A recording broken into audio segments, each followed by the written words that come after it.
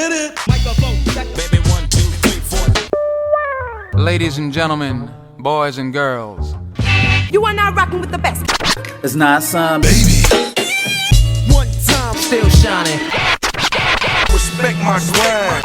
It don't mean a thing if it ain't got that swing. And this is another episode of Swingers After Dark. What time is it? It's time to get live. And this is your host. Not some baby. Let's go, champ. All right, let's bring up this guest and let's get this game started and talk about this book. What is the game? Is he here? He here. Boom. Oh. I'm on my iron sheet tip. You know what I'm saying? Mm-hmm. We can't hear you, bro. Can you hear me now? Can you hear me? Yes, we can hear you now. All right, yeah, I'm on my iron sheet tip. You feel me? They ain't ready for that. You taking it back to the day. You taking it back to 1988 to the Campbell Clutch days. Now, you wrote a book, my brother. Tell everybody what your book is about. The name of the book, the name of the magnum opus that I wrote is called F.U.C.K. F.U.C.K. Yes, you heard right. Fuck. It's an erotic thriller. And it's about, tapping into the psyche of people in the swing lifestyle. It's not all about having sex and the lifestyle. You feel me? You have people. It's about tapping into the everyday lives of people outside of the parties and events to show people that, we're not sexual deviants, because not for nothing, a lot of people don't have a sex life outside of the LS, of the lifestyle. You feel me? People only get it in when they go to parties and events. So I just want to break a lot of misconceptions and stereotypes in regards to the lifestyle by putting the lifestyle in storybook form instead of writing it as nonfiction. You feel me? I'd rather edutain you, educate and entertain you as you read, so you won't feel like that you're lectured. And the book is an erotic theater with comedic undertones. I get humorous. I like to make you laugh at the same time as you get horny. You feel me? 1 minute you laughing and the next minute you playing yourself. Well, playing with yourself rather. So it's over 500 pages. I put my foot in it, and you're gonna have a good time. It's a movie between pages. It's a vacation between pages, and it's an orgasm between pages. Ow. My first question is, first and foremost, I'm hyped. Come on. I'm hyped. Why? I got my tequila. Why did you want to write this book? Why did you feel like it was necessary? Well, at first I didn't want to write a book about the lifestyle, but the lifestyle veterans, they always push me to write a book about the lifestyle. They say, you represent us. But I'm like, at the time, I didn't have a lot of experience in the lifestyle. I said, why you want me to write it? They say, well, you don't have to have a lot of experience. All you need is common sense and a good character about yourself. So that was like in a eureka moment, like the light bulb above my head was like, ding! You feel me? So I wrote my first book called You, Me, Us, Them. That's the first book in the swing series. And the second book is called Fuck, F.U.C.K. And the next book I'm writing now, which completes the trilogy, is called The Promiscuous Version.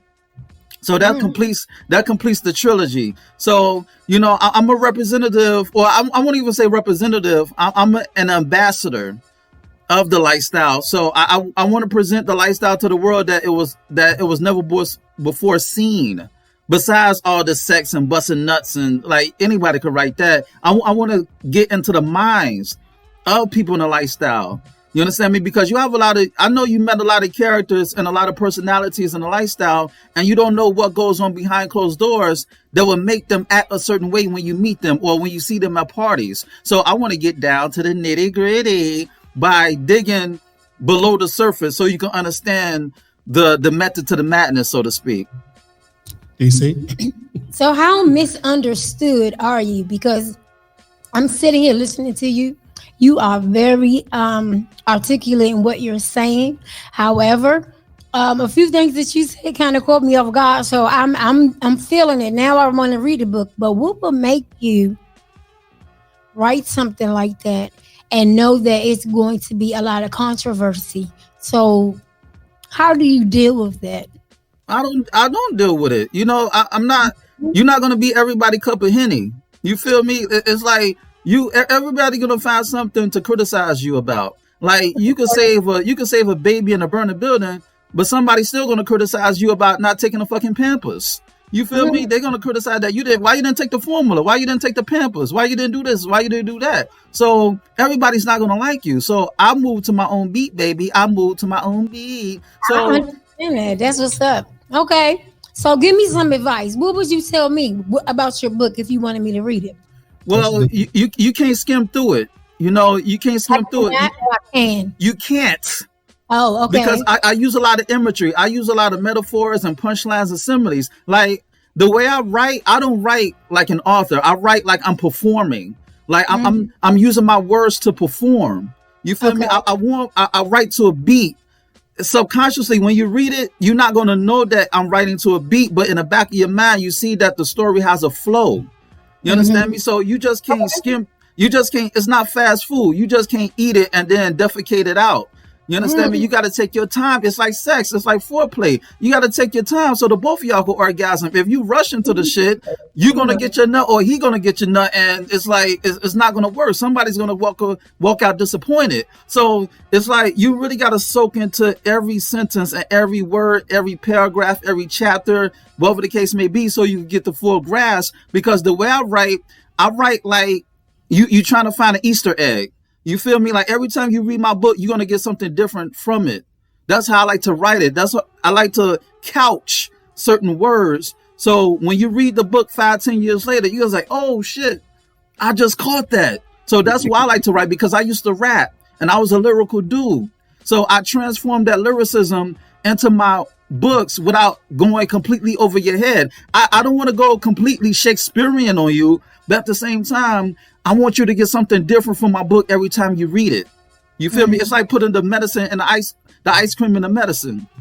Absolutely. So tell me, what's your favorite chapter in the book? Do you have a favorite chapter? Oh shit. Damn, that's a good one. My favorite chapter there, I don't even know.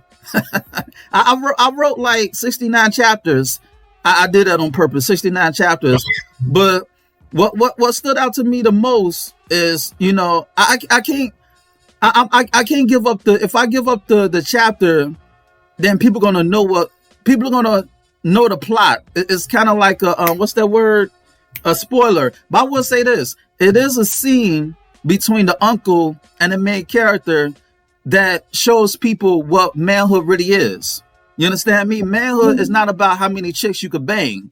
You feel me? Being a man is about being an MVP. Having morals, values, and principles. And when I say morals, I'm not saying that you got to be good every time. Morals according to how you move, right and exact, according to how you see life. It's not a religious term or being self-righteous. When I say morals, it's about governing yourself. You feel me? Governing yourself so you can prove on yourself and the quality of life of others. So every man needs morals, values, and principles. And there's a saying that stuck with me, and I damn near cried as I was writing it and reading it. It pretty much shows the definition of manhood and masculinity. So I would say that chapter later on in the book. I have a question for all the rookies in the game like myself in DC. What is lifestyle? Can you please explain the rules and regulations? What happens at lifestyle parties? Give us all the intimate details. Well, the lifestyle, it'll be, you have the BDSM lifestyle, you have the swing lifestyle, you have the kink, you have the fetish. But what I'm talking about specifically is the swing lifestyle.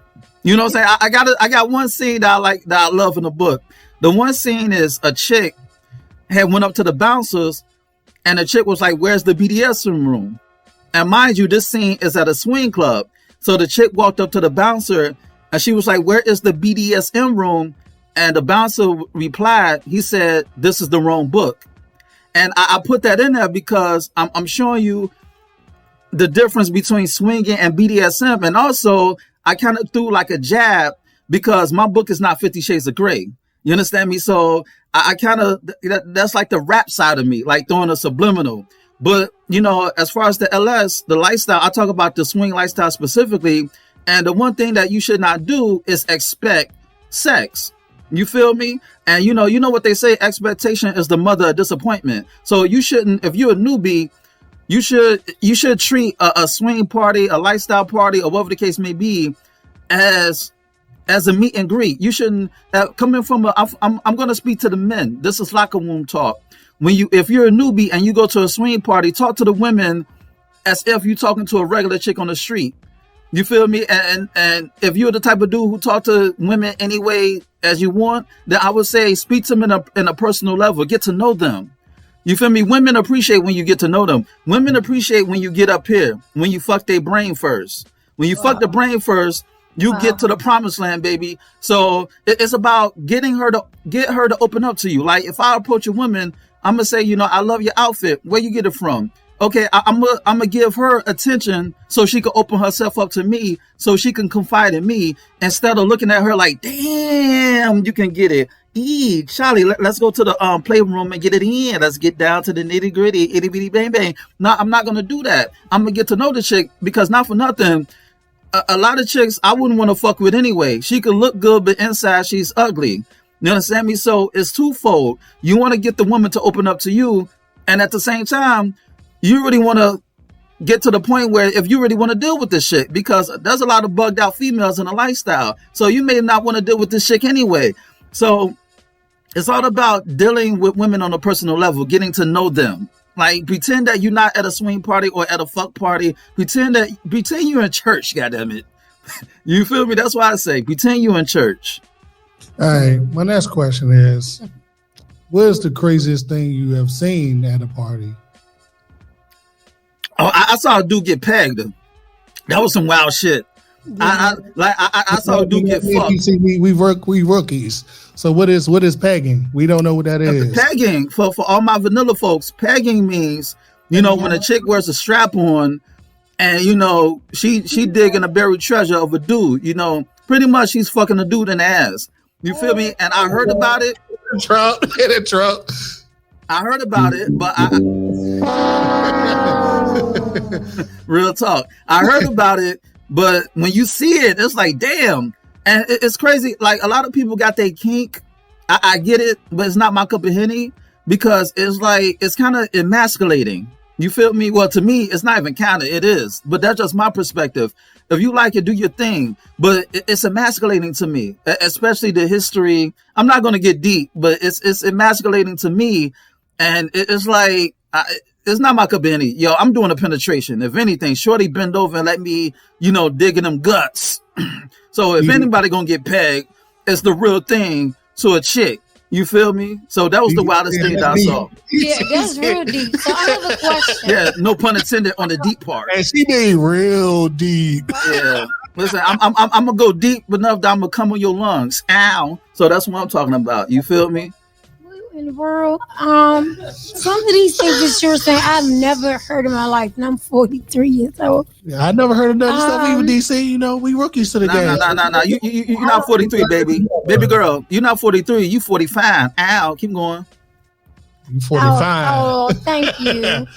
But is there any sultry? Is there any romance? Is there any slowing down? Because you sound so.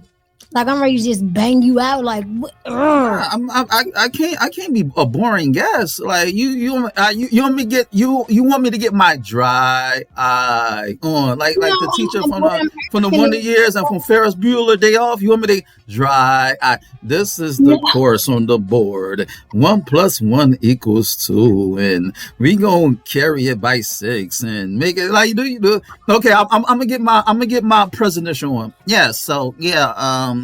It's some romance in it. It's no, I want to say romance, but it's seduction. It's seduction, and people have intercourse.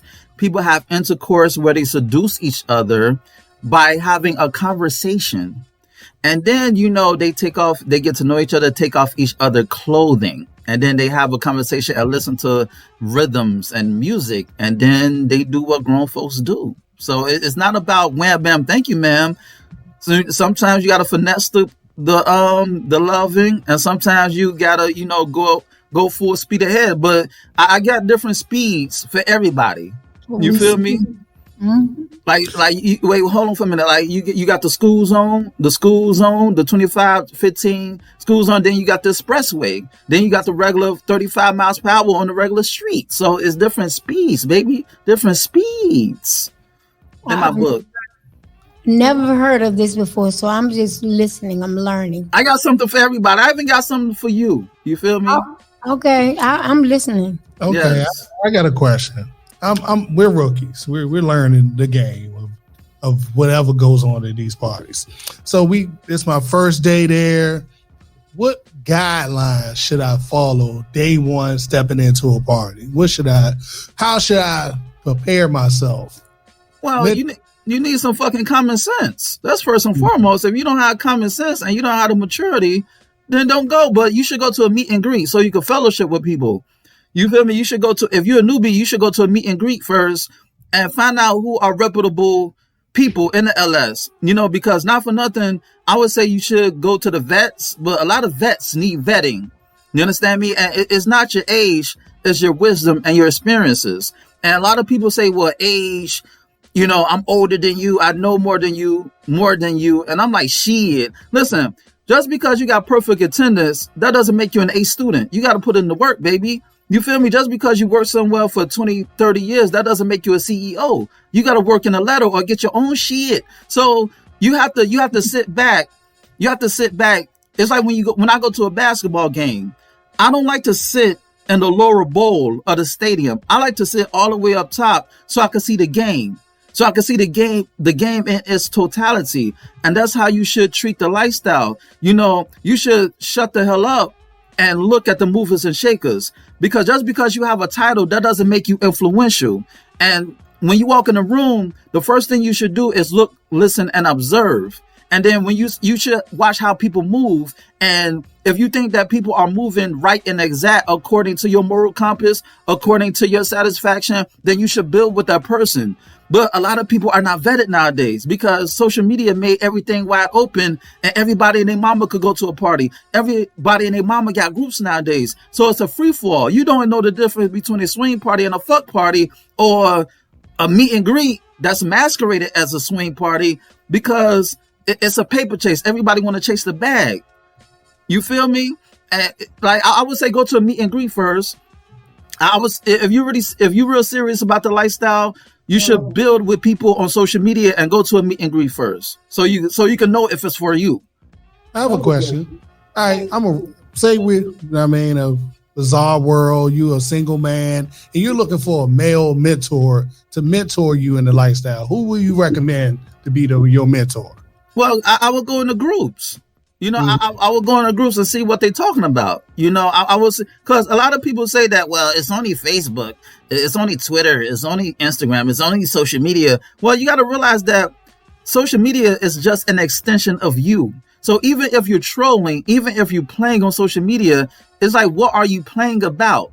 You feel me? Because there's certain things that I'm not going to play about. And even though I troll sometimes, even though I don't give the world 100% of myself, there's a little bit of truth between the sarcasm and between the jokes. You just got to read between the lines. You feel me? And you have to watch what people say. And you got to see if people are practicing what they preach. And to take it on another level, fuck what they say, watch what they do. You should go to a party and an event to see if people are walking like they're talking. So you have to go out there and see for yourself instead of jumping out the window without a parachute. And then you want to get on Facebook talking about, oh, the LS is not the same. The LS, I'm leaving the LS. That's because you dove in head first. No pun intended. You feel me? Instead of sitting back and letting the game come to you and sitting back and realize who is who. Because not for nothing, a lot of people you come across and meet ain't shit. And the LS, outside the LS, whatever the case may be. So you got to filter out the treasure. You got to go through the trash to get to the buried treasure, so to speak. Okay. My last follow-up question: who do you trust in LS? I'm not. It's not that I trust anybody. I'm not in a loop like that. I'm like a vigilante. I'm an assassin. I'm in and out. I don't socialize or fraternize with people. You feel me? Like if we have an organic bond, then that's okay. But I treat the LS like reading a book. Like I don't have to be friends with the author to get the jewel or to learn. I don't have to be friends with you to learn. You understand me? Like I can learn from you from afar. So I'm me. I'm a loner. I moved to my own beat. I don't do the click thing. Even when I was in the crew, I still did my thing on the low. So it's not about trusting me. It's about look and observing who's full of shit and who's solid. And at the same time, even if you believe somebody is solid, you should not put them on a pedestal. Because if they do something that you disapprove of, and if they do something that disappoints you, then you may hate them and you may despise them because they did not live up to the image that you had.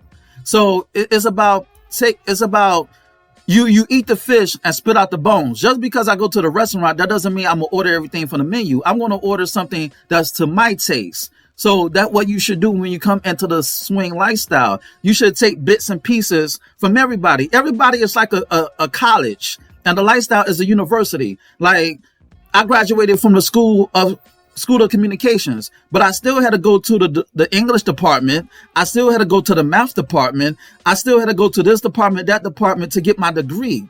You feel me? So there's a lot of colleges in one university. So you could enroll in different colleges and grab what makes sense to you and leave what you think is full of shit. You feel me? So you should never hero worship and you should never put somebody on a pedestal. Get something out of it and take it from there. DC? And DC, I know you're an older woman, so let me, older women, y'all love sensuality. So in my book, see, I got a foot fetish. What? So I talk about sucking toes and painting toenails and giving massages, giving like jacuzzi massages and tongue kissing, like the sensual parts. You got to pay attention to the woman and how she breathes, not how she moan, because a chick can moan. She could fake a moan, but it's how she breathes, and pay attention to the woman. You feel me? So it like you grown and yes. Okay. Anyway, I will just. You see, are you gonna allow somebody to suck your toes, my love? Hell yeah. That's what we doing now. Yeah, what's wrong with that? That's what I know. Yeah, like the foot massage, toe sucking, all that good stuff. What's wrong with that? He was saying that he has a foot fetish. So hey, man. Right. I put that in the book. Yes, all right. So I have another question for you. Being as though you're so adamant about what you do, you're very passionate about it, and I love your energy, by the way. How does your kids or your family members relate to you in this situation? Do they partake? How do you separate the two? Nah, me just being me. Like my parents don't question that. They buy the books. Oh, my people, I mean, I don't have kids, at least not that I know of, but they not tripping off that. I'm a man. If I was a woman, it'd probably be different. But I'm a man. They let me do me. Like as long as you're safe about it, as long as you're not endangering others, and as long as you're not being reckless. No, it's just me being me. People know that I'm special, so to speak. So okay, special. Yeah. So how naked do you get? How naked do you get? Let's just get down to it. Cause you like talking. Hey. How naked do you get at these parties? Do you actually reveal everything, or is it just a, Well, I'm known as the naked man because listen. I knew that. Yes, but I don't get naked. It's not because I'm completely naked. It's because I wear sheer pants, and I like to dress up. I like to play the part, and a lot of people, they're not used to that. A lot of dudes, they're not comfortable with that. They would rather wear basketball shorts and tank tops and and flip flops. The male thought gear. But I like to wear like sarongs and mesh and see through shit. And like sheer bodysuits and stuff like that, because I'm in the lifestyle. So I gotta look the part that I play. And yeah, I get judged, but it's like, it's like, why? It's like people don't know what they want. And that's why I say you gotta move to your own beat. People don't know what they want because a lot of women, they may say, well, we tired of men, they're wearing basketball shorts and tank tops and flip flops. But the minute you come left field, they're like, oh, whoa, that's too much. So I had to get in where I fit in, and find my niche. Because I remember one time I went to Atlanta and I wore I wear flamboyant stuff. I went to Atlanta make a long story short, I went to Atlanta and the women were feeling me. This was like 4 years ago, when I had like my army shorts and my Timbs and my tank top, you know, the see-through tank top with the Jamaican holes in it. I had like a Jamaican shirt, like with the Jamaican colors, red, green, black, and gold, with the army fatigue shorts and my Timbs. And the women were feeling me. But the minute I dressed down, the minute I wore my sarongs, and it's like the minute I dressed down and wore my like short shorts, they were not feeling me. And part of that is my fault, because you have to read the room. You feel me? Yeah, you could do your thing, but sometimes you have to be mindful of others. You can't feed somebody apples when they want oranges. So even though that I may say do you, at the same time, you don't want your uniqueness to go against you. You don't want people to ostracize you because you're unique. You don't want a blessing to become a curse. You feel me? So before you dress down, if you like me, I'm gonna read the room and figure out what I'm gonna wear. You feel me? Because a lot of people may say, well, you should be yourself. The clothes don't make me. I'm just being smart. I'm just playing to the audience. Because I forgot that Atlanta, that's considered the black gay capital. I'm heterosexual. So if they see me and my flamboyant outfits and my see-through sarongs and my mesh pants that you can see my dick and balls and everything else, they probably thinking that, you know, this brother is out there. He may be a little, you know, his wrist may be limp. You feel me? But that's not the case. So that was my fault for not reading the room. But you know what's funny? When I did go to a BDSM event in Atlanta, they loved it, because BDSM, that's what they do. They dress up like that. But in a swing lifestyle. So how open and accepting are you with it? Right now we in Pride, but we have a couple of days left until it's over. So how do you feel about them involving themselves in your parties or any gatherings? That's a great question. Well, I don't pay attention to dudes. You do not? Nah, so if they answer that, then that's not my concern. I don't pay attention. I look at the women. Like it's crazy. You know what's funny? It's crazy that when dudes, like, they don't get out of pocket. Excuse me, they don't get out of pocket about my gear. They may say something slick or like sarcasm, but I'm like, why are you looking at me? Because dudes, they do look between my legs. Like when I go to parties, I guess they trying to compare themselves on some dick measuring stick contest type shit. But I don't pay attention to the dudes. And not for nothing, it's not what I think, it's what the women think, because the women are judgmental. Just like what happened to me in Atlanta when a lot of chicks didn't want to fuck with me. You have to worry about what women are going to perceive you as a man, because I'm sure that you want to get it in with them. And if they know that, listen, a lot of people say shit just to be politically correct. I noticed that you have people in social media groups. They say, oh, you could do you. I don't have an issue with gay men. I don't have an issue with bisexual men. But let their sons and their boyfriends be gay or bisexual. It's going to be World War III in this bitch. So people say certain things when they don't really mean it. So that's why you have to read the room. A lot of women may say we don't like the male thought basketball shorts, tank top, flip flops. But when you come left field, they rebel against it. And people are hypocritical. So you have to read the room. But to go back to your question, I don't give a fuck, because that's not my concern. I got a question. Do you currently have a partner, or have you had a partner in the past, and how did that work out? Well, in the past, it didn't work out. It didn't work out because I would say that it's my fault, because it's like the LS was our foundation. And when the lifestyle is your foundation, that's like building a mansion on quicksand. It's gonna sink. You feel me? And I didn't have enough wisdom at the time to say, you know, baby, we're gonna take a break from the LS until we get our foundation on point and we build rooms for improvement. You feel me? Until we got our foundation on point and we build rooms, add in rooms for improvement, then we go to lifestyle parties as a couple. Like me, speaking on my behalf, when I was in a relationship, I was parading around like I was a single male. We wasn't walking around uniform. We wasn't walking around lock and step. And if I would turn back the hands of time, I would do a lot of things differently.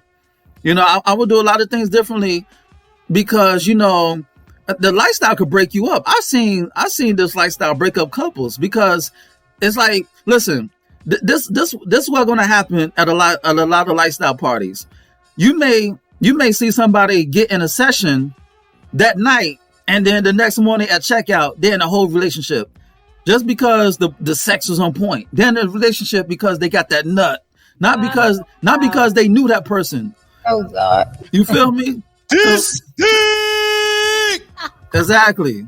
So yes, you have to, it's like you said, it's foreplay.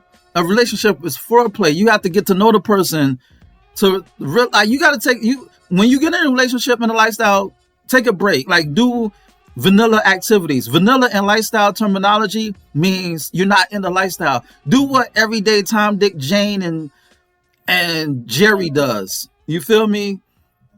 Don't go to LS parties when you're a new couple. Do like other shit and then come. You go to meet and greet, but work on your foundation first. That's what I say. Okay, it sounds like you got a little regret from that last relationship. So if you could say something to that person. I don't have any. It's not a regret. Like, life, you go through life. Things happen for a reason. You know, I don't regret anything. You feel me? Things happen because if I didn't go through that, if I didn't go through that relationship and go through situations, I wouldn't have learned. You feel me? Like before I point the finger, I look at myself in the mirror. I reflect every day. You know, I sit back and, you know, reflect and have a retrospect of life every day. So I'm not the type of person, like, privately, I may have some words about my ex, but I would never publicly shit on my ex because she was an extension of me at the end of the day.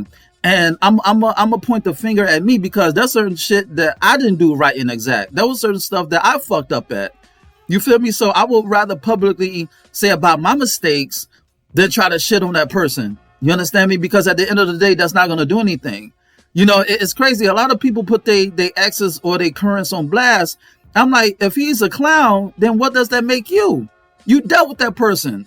You knew that person was a clown when you was with that person. So you had something in common for you to like that person. You feel me? That's why I don't publicly make disparaging remarks about my exes or the women I've been with. But I didn't regret anything. I'm just saying what I should have done based on me gaining wisdom in that relationship. I should have, you know, been more. I should have treated the situation like we were couples instead of, okay, I'm gonna do my thing, you're gonna do your thing. No, we're gonna walk lock and step like we're in the fucking military. You feel me? And then we're gonna do more parties and events on us because like everything we did, it was a fucking lifestyle party or a lifestyle affair to the point where we didn't have enough time for us. And it's not good when a lifestyle dictates your relationship because when it's like the only thing you have in common is sex. You feel me? And I was in a public relationship and that wasn't the fucked up part about it. The fucked up part about it actually has nothing to do with her. The fucked up part about it is when we broke up and then people chose sides. You feel me? People chose sides and I was hurt about that. I was hurt about that because it's like, yo, I'm the type of person, if I fucks with you, I fucks with you. If I know you, I know you. Like let's say, you know, like Norris, let's say if you get in a relationship with DC and y'all break up, I'm not going to choose sides, like, especially when there's nothing criminal going on. If it's just a breakup, I fucks with both of you. You feel me? But it hurt me when people chose sides. And that made me realize that a lot of people you come across in a lifestyle and life in general, they're not your friends. And you got to realize that people during the relationship, they already chose sides. So they already know who they're going to fuck with if y'all break up. And I also realized that, you know, a lot of things work on a value system. Like, I don't run a group. I don't own a group. So it was easy for people to say, fuck me, because I don't have anything to offer them. I'm unable to give them opportunities. So my ex was a group owner. So it was easy for them to say, fuck me, and roll with her and bet on that horse, so to speak, because she has a group, she has a party, she has an event. So I'm not going to fuck with him, but I'm going to fuck with her because I could get dick and pussy access. You understand me? So it's like, that kind of hurt me. And I'm kind of a little bit bitter about it because it's like, I don't roll like that. If I know you, I know you. If I fucks with you, I fucks with you. And that's another reason why I keep to myself. That's why I'm a recluse. That's why I'm a loner. That's why I'm a hermit. Because a lot of people, they don't have your best interests at heart. And a lot of people, they base their friendships based on how much you can do for them. It's based on opportunity. That's why I'm not quick to call dudes bro. You're not my fucking bro. You're not showing me why you're my bro. You feel me? Like they putting pussy over the bro. So fuck them. I have one final question. I know DC got a few. Yo, we going 24 hours in this bitch. I know. We going ham. Minutes, bro. We got 15 more minutes in this camp, and then we got to wrap this thing on. But my final question is: I noticed from what I've been reading online, and a lot of women always say they bring a woman into their relationship as a unicorn or as the other woman. And then once that other woman gets a boyfriend in the real world, she stops attending parties and disappear. Once the relationship fall apart, that other woman come back in the lifestyle, start messing with other people's husbands. Why is that such a big issue that women can jump in and out, and sleep with other women's husbands and then completely disappear? Well, that goes back to vetting, and that goes back to if the lifestyle is for you. You know, the Ellis is not for everybody. And I won't even say that's a lifestyle thing. That you got to realize that people from the outside come to the party. You're still dealing with real people. So real people are going to put their realness into the lifestyle. So if they're doing that in the lifestyle, they're doing that outside of the lifestyle. The point is, the group owners and the promoters, they're the gatekeepers. They bringing in people and their nuances and certain behaviors. I put this all on the group owners. I put this all on the promoters. You know, a lot of people are worried about getting the bag to the point where they don't care about who walked through them doors. So it's not, I can't even look at the people who bring their shit into the lifestyle. I got to look at the promoters and the group owners. Because, you know, people talk that shit about blackballing, but, you know, money talks and bullshit runs a marathon. You know, if that money's coming in, they don't give a fuck about what people do until it affects them directly. Then it's, the lifestyle is not the same and you have to nip things in the bud. You feel me? So if chicks are doing that and the lifestyle, that means they were doing that outside of the lifestyle. It's up to you as a group owner to nip it in the bud and not bring those type of people around your crew, your circle. It's like a fly in the ointment. You feel me? DC? We definitely feel you. Yep. How from head to toe? Ow. Okay. Hey. My next question is, how long do you plan to be in this type of business? No, it's in you. Like I'm a write about it. You know, as long as I'm writing about it. So how long? So I'm asking you, how long do you plan on doing this? This is the rest of your life type of situation, or no? I don't know because I didn't even know I was going to get into this. Okay. I thought motherfuckers were weirdos, but I don't. You don't know what the future holds. Like I don't. Listen, I just want to like be a multimillionaire off my books. That's all I don't worry about. You know what I'm saying? The LS that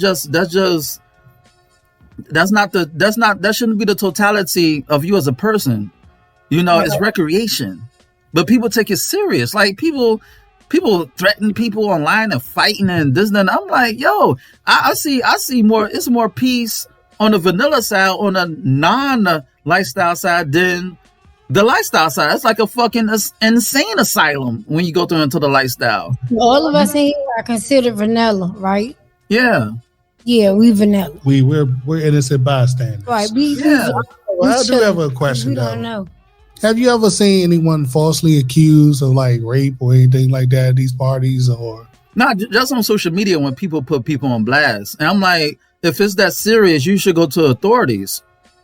You know, attention is currency. So you don't know what's real and what's fake. Some people just want to be messy and toxic and attention. But I'm like, if it's really that serious, just go to the damn authorities. You know what I'm saying? It's like, why are you going to social media for? They're not going to help. They're just going to make it even worse. And then who's to say it's true and who's to say it's false? And then somebody got that stigma forever and their reputation is tarnished because you want attention. If it's really that serious, go to the authorities. Right. Like, have you personally been accused of anything? And that's a good question. No. Okay. Like I don't like I don't even I don't even think I don't even like to deal with women when they're inebriated, when they're intoxicated, when they're tipsy, or when they're on the drug. Like I don't want that shit to come back to me on some Bill Cosby shit. You know what I'm saying? Like I become like a New York Times award-winning author and bestsellers list, and 30 fucking years later, oh, he did that to me. We smoke weed together, we drink tequila together. You know what they was doing, like the fucking Spanish fly back then, and the Quaaludes. The Quaaludes and the Spanish fly back then is what Molly's and E-pills and weed is today. You feel me? Like they was turned up back then, and it was consensual. But the minute somebody see you as a cash cow, they want to bring up, oh shit. So nah, like that's why when you have something to lose, you have to hang out with people who got something to lose too. You can't hang out with people who got nothing to lose. You feel me? You need to be around like-minded people. And one more thing, like to the newbies or even the vets, like the large hotel parties are not the be-all end-all of the lifestyle. You know, there is a such thing called private homes, private parties. A lot of people in the swing lifestyle, they're off the radar. They're not even on the internet. That's people who you probably work with at your job, at the office. You don't even know they're swingers. Like I've met people who I work with at Hedonism too, and I didn't even know they were in the lifestyle. You feel me? Like I've seen this dude. You would have never thought in a million years that he was in a lifestyle. But I saw him in a party, and I saw this other chick. She was at Hedonism too. So for all the people who say that you leaving the lifestyle because of the hotel takeovers and the hotel parties, you just gotta find people who throw private affairs, who have their own tribe. Everybody's vetted. They're running a tight ship. And because I always say that the hotel parties, they're like Taco Bell, but the intimate house parties, they're like authentic Mexican food. You're going to get the real shit. You're going to get the couples, and then you're going to get the select amount of singles. You feel me? Because the lifestyle swinging, it started like on a military base between couples, and then the house parties. You feel me? That's what kills me when people say they leaving a lifestyle, but how you going to leave something that you didn't yet experience, and how you going to leave something that's you? The lifestyle is within. It's who you are as a person. You feel me? So how you going to leave something that's already should be in you? And if you're going to leave something because of the drama, then that means that you got to change your scenery. You got to change your circle. That's like trying to get nourishment from eating shit.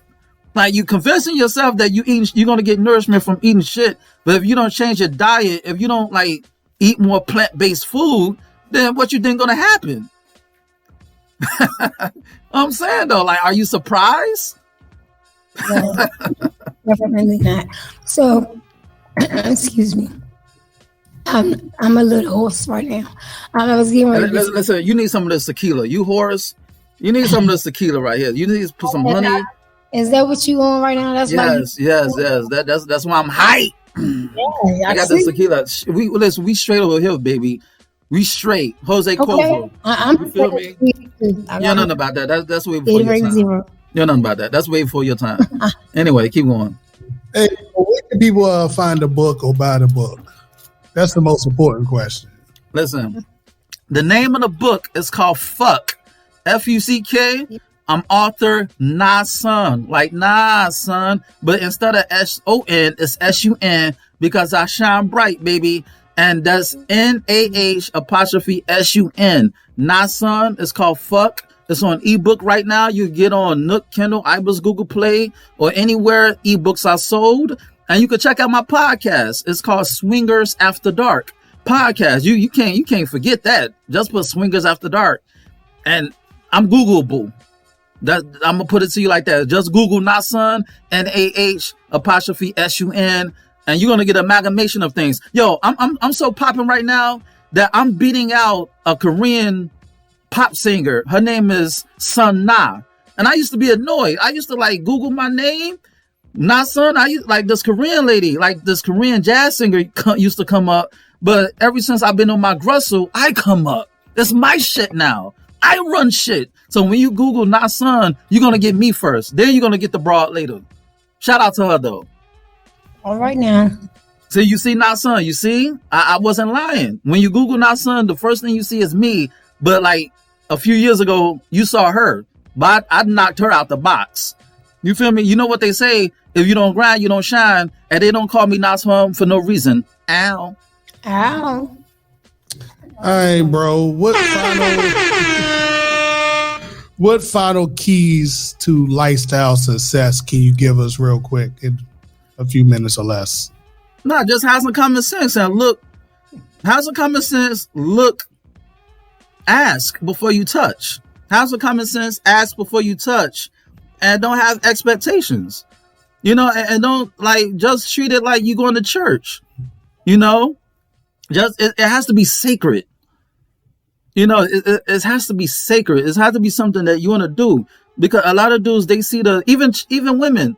You have people who they have their own reasoning. You have people who go in to get a nut. You have people going to get a relationship. You have people to go in to make friends, to network. But whatever the case may be smart about it, so you won't get a reputation, because your reputation is the cornerstone of respect. Your reputation is everything. You understand me? So you could become solid enough where if people have disparaging remarks about you, people going to vouch for you because they know that you're not the type to do that. You feel me? It's like, what's your report card? What's your credit score as far as your MVP, your morals, values, and principles, and your character? So you have to build credit on your report card so people see you as a solid individual. And none of us are perfect. You know, nobody's perfect. People going to slip up, but make sure that your slip up don't land you in a cemetery or in a penitentiary. You feel me? So it's about, it's about being mature, and, you could find somebody attractive without objectifying them. Like, we're all human. Like, speak to me like I'm a fucking human. Like, talk to me. Speak to, like, if you're a dude and you see a woman at a party, get to know her, because you may not want to deal with her anyway. She could be crazy as batshit. So get to know her. Don't try to like slap her ass and say, "Oh, you can get it. Ooh, your pussy looks good. Ooh, can be fucked." Like you're not even a minute in the party, and the first thing that you want to do is smash. It's the thirstiness. But once again, I blame that on the group promoters and the owners, because they're not vetting people. They're not vetting people. When I was deep in the parties, I didn't bring my homeboys to the parties or to the events, because I know them. I know they don't respect women who are in the lifestyle. They don't respect people who are women who are polygamous, who are who are polyamorous. So why the hell I'm going to bring them to an event? It's like people bring their friends or their associates to the event when they're not mentally wired to be in a lifestyle. They just look at it. They just objectify people. And you're dealing with humans at the end of the day. Listen, even a slut want to be treated with respect. You feel me? She want to get slutted out, but don't make it obvious. You feel me? We got to wrap this thing up. Listen, I'm charged. I'm charged. Get fucked. Where can they find you at, my love? You can find me at DC's Baddest on Instagram. DCS BADDEST. Well, you from Southeast, Southwest, Northwest, Northeast? You an uptown girl? Northwest. I'm an uptown girl. Uptown girl, uptown world. Okay.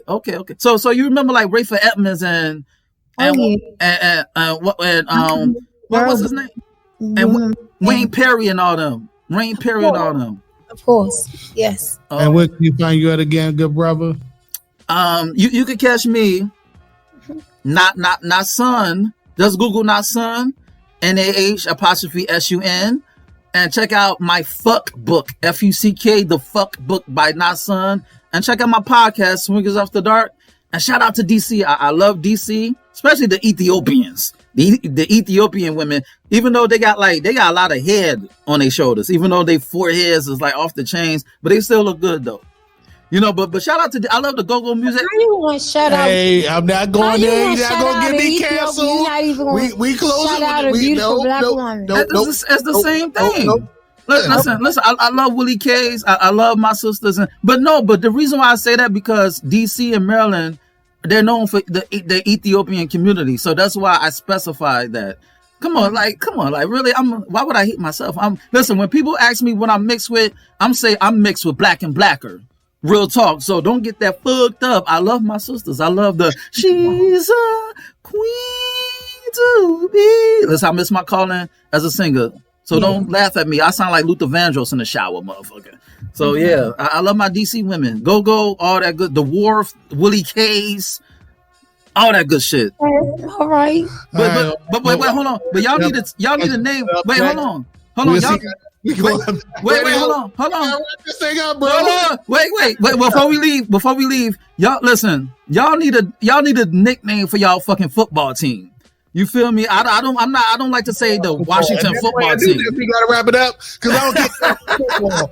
On that note, I'll see y'all next week on Unpacked Radio. Salute.